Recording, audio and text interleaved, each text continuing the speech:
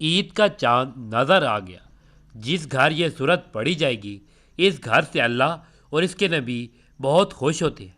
عید الفطر کا چاند نظر آتے ہی آپ یہ ایک عمل کر لیجئے گا اور یہ ایک دعا پڑھ لیجئے گا۔ اس کے بعد اپنے گھر کے صحن میں کھڑے ہو کر یا اپنی چھت پر کھڑے ہو کر اوپر آسمان کی طرف چہرہ کر کے آپ آسمان کی طرف ہاتھ اٹھا کر چہرہ آسمان کی طرف کر کے چاند کا تصور کرتے ہوئے، اگر چاند نظر آ جائے تب بھی درست ہے اور اگر ٹیلی ویژن پر خبر ملے تب بھی درست ہے، بس آپ چھت پر کھڑے ہو کر پڑھ کر اور یہ ایک سورت کو 27 بار پڑھ کر اس کے ساتھ اللہ کا ایک اسم مبارک، اللہ کا ایک اسم پاک پڑھ کر اللہ کی بارگاہ سے جو دعا کریں گے، انشاءاللہ تعالی ہاتھ چہرے پر پھیرتے ہی اللہ پاک آپ کی دعا کو قبول فرما لے گا۔ جو مانگو گے اللہ تعالیٰ آپ کو عطا فرما دے گا۔ رزق مانگنا چاہتے ہو، عزت مانگنا چاہتے ہو، شہرت مانگنا چاہتے ہو، دولت مانگنا چاہتے ہو، اولاد مانگنا چاہتے ہو، بے روزگاری سے خاتمہ چاہتے ہو، کچھ بھی مانگنا چاہتے ہو، کسی جگہ فتح چاہتے ہو، مقدموں میں فتح چاہتے ہو، لوگوں میں معاشرے میں عزت اور مقام چاہتے ہو، بس ضرور آپ اس عمل کو کیجیے گا۔ انشاءاللہ آنے والے سال، اگلے ماہ رمضان تک، اگلی عید الفطر کے آنے تک، عید الفطر کے چاند آنے تک اللہ تعالیٰ آپ کے گھر کو خوشیوں کا گھر بنا دے گا۔ آپ کی پریشانیاں زندگی سے ختم ہو جائیں گی، آپ کے دکھ ختم ہو جائیں گے، آپ کی مصیبتیں ختم ہو جائیں گی۔ ہر آنے والا دن آپ کے لیے خوشیوں کا دن ہوگا، غموں سے نجات کا دن ہوگا۔ آپ کے لیے اللہ تعالیٰ آسانیاں پیدا فرما دے گا، آپ کی دعائیں قبول ہونا شروع ہو جائیں گی۔ اس عمل کے بعد جب بھی رب کی بارگاہ میں دعا کریں گے، جب بھی کوئی چیز مانگیں گے، کچھ بھی اپنی زبان سے نکالیں گے، اللہ پاک آپ کی دعا کو قبول فرما لے گا۔ سب سے پہلے میں آپ کو بتا دوں، اگر آپ یہ دعا عربی میں پڑھنا چاہتے ہیں، عربی میں پڑھ سکتے ہیں۔ عربی میں نہیں آتی، اردو میں بھی اس کا ترجمہ بھی پڑھ سکتے ہیں۔ بس جو میں آپ کو بتا دوں، یہ کلمات آپ نے کہہ دینے۔ سب سے پہلے میں آپ کو یہ دعا اردو میں بتاتا ہوں، تاکہ بہت سارے میرے بھائی بہن وہ عربی نہیں جانتے، اس لیے اردو میں وہ پڑھیں۔ انشاءاللہ جو اردو میں بھی اس دعا کے الفاظ پڑھ لے گا، اللہ تعالیٰ اس کے مقدر کو چمکا دے گا۔ اس چاند کی طرح تمہارا نصیب بھی چمک جائے گا، چاند کی طرح تمہاری قسمت روشن ہو جائے گی، چاند کی طرح تمہاری دنیا روشن ہو جائے گی۔ اس چاند کو غنیمت سمجھے، کیونکہ جب یہ چاند رات آتی ہے، اللہ تعالیٰ اپنے فرشتوں سے فرماتا ہے، اے فرشتوں، آج مزدوروں کی طرح مزدوری دینے کا وقت ہے۔ آج جنہوں نے میری بارگاہ میں پورا ماہ رمضان روزے رکھے، سب کچھ میری وجہ سے ترک کیا، کچھ کھایا پیا نہیں، عبادت کی، ذکر و اذکار کیا، آج بتاؤ میں ان کی مزدوری دینا چاہتا ہوں جو میرے بارگاہ کے مزدور بنے ہوئے تھے۔ اے فرشتوں، آج میں ان کو دینا چاہتا ہوں۔ اور فرشتے اللہ کی بارگاہ میں عرض کرتے ہیں، باری تعالیٰ آج اپنے بندوں کو کیا دینا چاہتے ہیں؟ اللہ پاک فرماتا ہے، میرے فرشتوں گواہ ہو جاؤ، میں نے اپنے بندوں کو بخش دیا۔ آج رات میرے بندوں کو جو مجھ سے مانگیں گے، جو میری بارگاہ میں سوال کریں گے،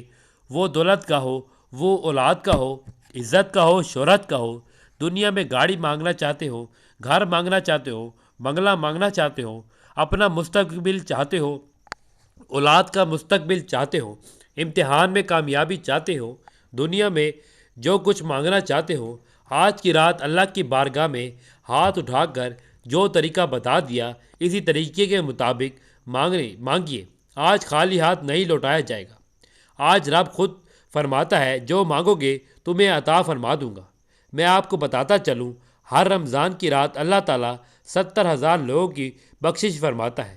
جب یہ چاند رات آتی ہے، جتنے ماہ رمضان میں لوگوں کی بخشش ہوتی ہے، اللہ تعالیٰ ان کی تمام کی تعداد کے برابر اس رات کے اندر بخشش فرما دیتا ہے، لوگوں کو اجر عطا فرماتا ہے۔ آپ کسی کے ہاں مزدوری کرتے ہیں، کام کرتے ہیں، وہ شخص بھی آپ کو اجرت دیتا ہے۔ اب جب آپ نے اللہ کے احکامات کی پیروی کی، ماہ رمضان کے روزے رکھے، اب دیکھیے تو رب تمام سے بڑھ کر اجرت عطا فرمانے والا ہے، سب سے اعلیٰ دینے والا ہے۔ اس لیے رب کی بارگاہ سے سوال کیجیے گا، صرف چاند ٹکے نہ مانگے گا، دنیا کائنات کی ساری نعمتیں رب کی بارگاہ میں مانگ لیجیے گا، کیونکہ وہ ان اللہ علی کل شیء قدیر ہے، ہر چیز پر اس کی قدرت ہے۔ الحمدللہ رب العالمین، تمام جہانوں کا وہ رب ہے، تمام جہانوں کو وہ پالنے والا ہے۔ وہ تو جناب محترم کو بھی رزق عطا فرماتا ہے۔ تو جو آپ اشرف المخلوقات ہے، جو آپ حضور کی امت ہے، اس لیے آپ مانگیں گے تو رب کیسے نہیں عطا فرمائے گا؟ بس ہمیں مانگنے کا طریقہ نہیں آتا، مانگنے کا سلیقہ نہیں آتا۔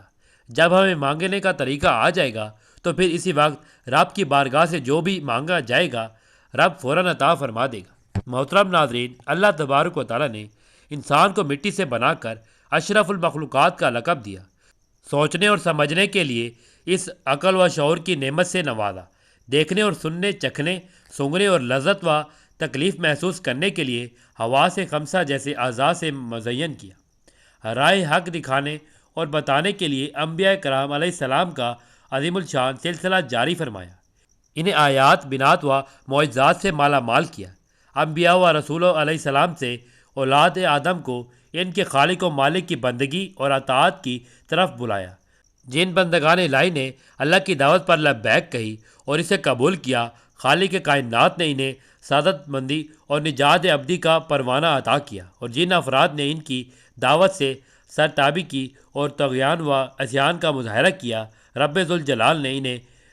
انہیں رہندہ درگاہ اور اتباع و عقاب کا نمونہ بنا دیا۔ سلسلہ نبوت کی آخری کڑی خاتم الانبیاء حضرت محمد مصطفیٰ احمد مجتبیٰ کو اللہ تبارک و تعالیٰ نے مابعوث فرمایا، قرآن کریم جیسی لاریب اور عظیم کتاب کو آپ پر نازل فرمایا، آپ کی شریعت کو آخری شریعت بنایا۔ آپ نے اپنی امت کو سب سے پہلے اللہ تعالیٰ کی توحید اور اپنی رسالت کی دعوت دی۔ جن لوگوں نے کلمہ توحید اور آپ کی رسالت کو قبول کیا، انہیں نماز کی دعوت دی گئی۔ اس کے بعد زکوٰۃ، حج اور رمضان کے روزے کی فرضیت نازل ہوئی، اور ان 5 چیزوں کو اسلام کی بنیاد اور اثاثہ قرار دیا گیا، جیسا کہ حضور اکرم صلی اللہ علیہ وآلہ وسلم کا ارشاد ہے کہ اسلام کی بنیاد 5 چیزوں پر ہے۔ اس بات کی گواہی دینا کہ اللہ کے سوا کوئی معبود نہیں اور محمد اللہ کے بندے اور اس کے رسول ہیں، اور نماز قائم کرنا اور زکوٰۃ دینا اور حج کرنا اور رمضان کے روزے رکھنا۔ مختصر یہ، اللہ تبارک و تعالیٰ نے حضور اکرم کی برکت سے اس امت کو رمضان جیسا ماہ عظیم المبارک، ماہ صبر اور ماہ مواسط عطا فرمایا۔ اس میں تھوڑی سی بدنی مشقت یعنی سحری سے لے کر غروب آفتاب تک عبادت کی نیت سے کھانے پینے اور جنسی خواہشات سے اپنے آپ کو روک لینے پر اللہ تعالیٰ نے انہیں بہت سے انعامات، برکات اور عطائے سے نوازا ہے، مثلاً رزق کی زیادتی، گناہوں سے مغفرت، جہنم سے آزادی، جنت کا حصول، روزے دار کے منہ کی بو اللہ تعالیٰ کے نزدیک مشک اور عنبر سے زیادہ پسندیدہ ہونا، سارا دن مچھلیوں کا ان کے لیے استغفار کرنا، جنت کا ان کے لیے سجایا جانا، سر کے شیاطین کا قید کیا جانا، رمضان کی آخری رات میں روزے داروں کی مغفرت کیا جانا، اللہ تبارک و تعالیٰ کا روزے دار کی طرف متوجہ ہونا اور اپنی رحمت خاص کا نزول فرمانا، اللہ تعالیٰ کا خطاؤں کو معاف فرمانا، روزے داروں کی دعاؤں کا قبول ہونا، اللہ تعالیٰ کا اپنے روزے دار بندوں کی وجہ سے ملائکہ پر فخر فرمانا اور روزے کا گناہوں اور جہنم سے ڈھال بننا، رمضان میں ایک نفل کا ثواب فرض کے برابر اور ایک فرض کا ثواب عام دنوں کے اعتبار سے 70 فرائض کے برابر، اس طرح عام عبادت میں ایک عمل کا ثواب 10 گنا سے لے کر 700 تک، اس خاص طور پر شب قدر کی عبادت کا ثواب 1000 مہینوں سے افضل اور زائد ملنا۔ لیکن روزے کے لیے اللہ تعالیٰ کا یہ فرمانا کہ روزہ میرے لیے ہے اور میں ہی اس کا اجر دوں گا،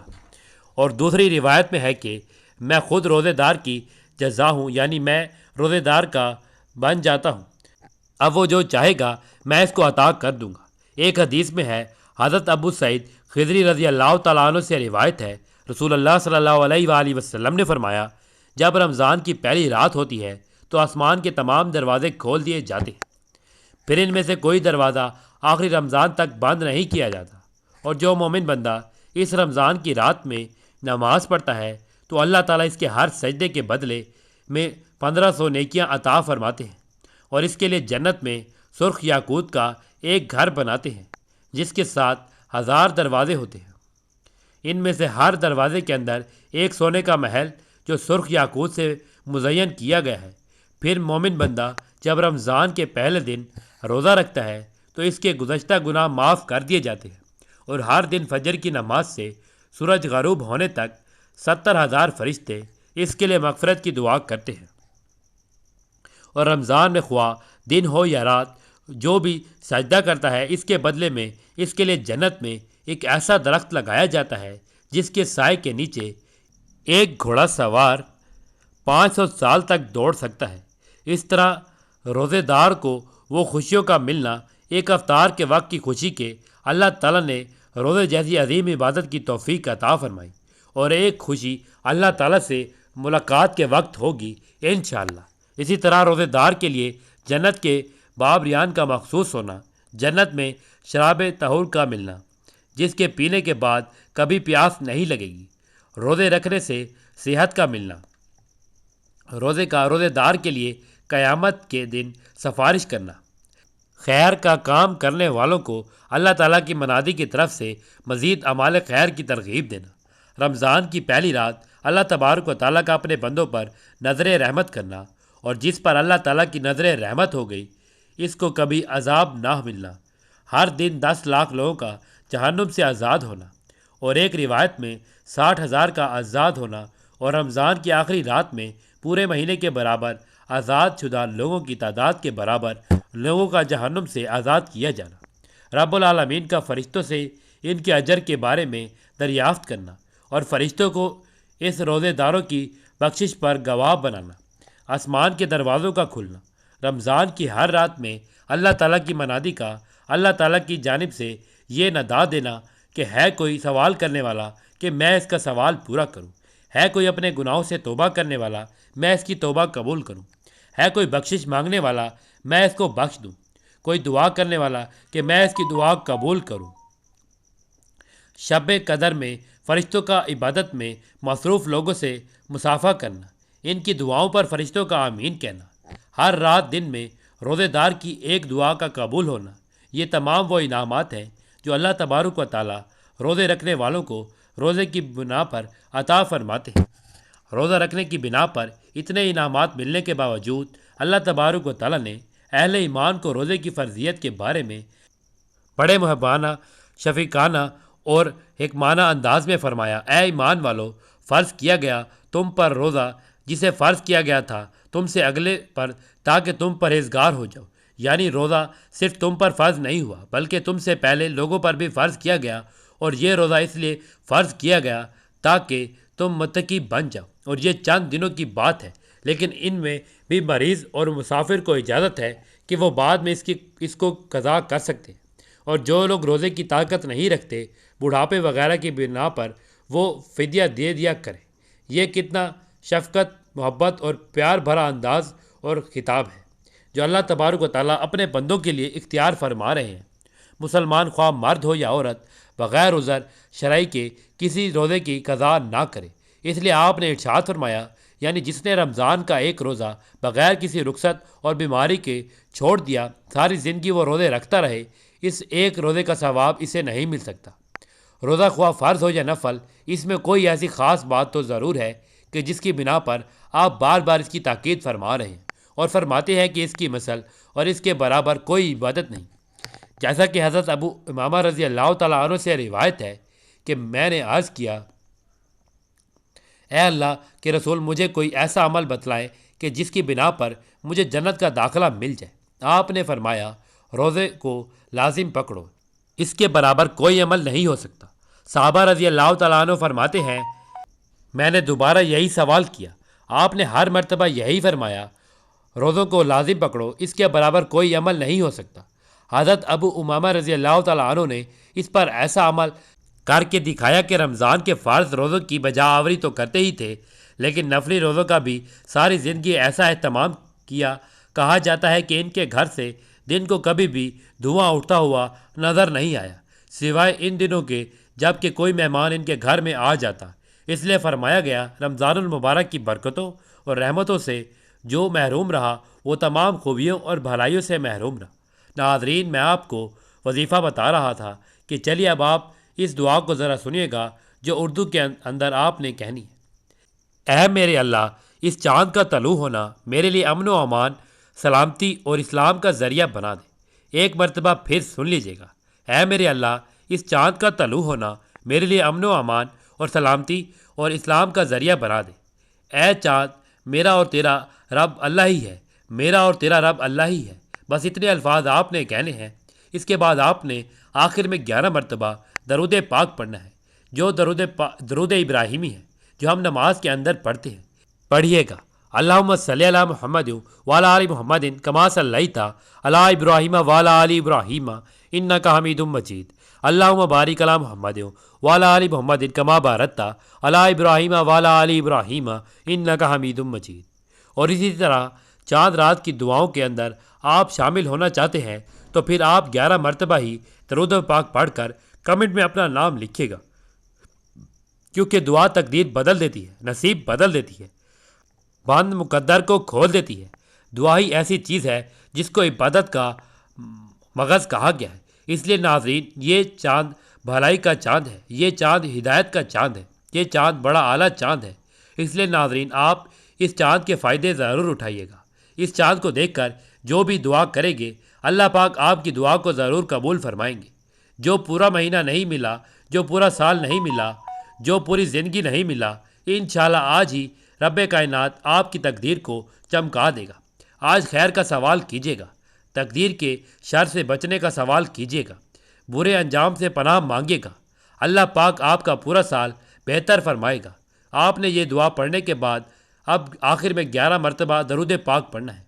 اس کے بعد اللہ پاک کا ایک اسم ہے، اس کو آپ نے 100 مرتبہ پڑھنا ہے۔ بس اتنا سا کام آپ کر لیں، انشاءاللہ رب آپ کے لیے غنا کے دروازے کھول دے گا۔ غنا کا مطلب اللہ پاک غنی فرما دے گا، آپ کے رزق میں اتنی وسعت پیدا فرما دے گا کہ کبھی آپ کو رزق کی تنگی نہیں آئے گی، کبھی رزق کے حوالے سے پریشانی نہیں آئے گی، قرض نہیں اٹھانا پڑے گا۔ اگر مقروض ہوں گے تو قرض اتر جائے گا، بیمار ہے تو رب صحت عطا فرما دے گا، جس کے لیے بھی دعا کریں گے اللہ پوری فرما دے گا۔ اور پوری صورت یہ ہے، بسم اللہ الرحمن الرحیم، انا انزلنا فی لیلۃ القدر وما ادراک ما لیلۃ القدر، لیلۃ القدر خیر من الف شہر، تنزل الملائکۃ والروح فیہا باذن ربہم من کل امر، سلام ہی حتی مطلع الفجر۔ بے شک ہم نے قرآن کو شب قدر میں اتارا، اور آپ کو کچھ معلوم ہے کہ شب قدر کیا ہے؟ شب قدر 1000 مہینوں سے بہتر ہے۔ اس رات میں فرشتے اور روح المقدس حضرت جبرائیل علیہ السلام اپنے پروردگار کے حکم سے ہر خیر لے کر اترتے ہیں دنیا کی طرف۔ وہ شب سراپا سلام ہے، وہ شب طلوع فجر تک رہتے ہیں۔ یہ صورت آپ نے 3 مرتبہ پڑھنی ہے، اور یہ اس میں پاک آپ نے پڑھنا ہے، یا کریم یا کریم یا کریم۔ اس کو آپ 100 مرتبہ آسمان کی طرف ہاتھ اٹھا کر ہاتھوں کی انگلیوں پر پڑھ لیں یا تسبیح پر پڑھ لیں۔ بس آسمان کی طرف ہاتھ اٹھا کر چہرہ بھی آسمان کی طرف کر کے آپ نے پڑھنے کے بعد ہاتھوں کو چہروں پر پھیر لینا ہے۔ انشاءاللہ چہرے پر پھیرتے ہی رب کائنات آپ کا مقدر اور تقدیر چمکا دے گا۔ چاند کی طرح چمک جائیں گے، چاند کی طرح روشن ہو جائیں گے۔ انشاءاللہ تعالی جو نہیں ملا آج وہ بھی رب کی بارگاہ سے ضرور عطا فرما دے گا، انشاءاللہ۔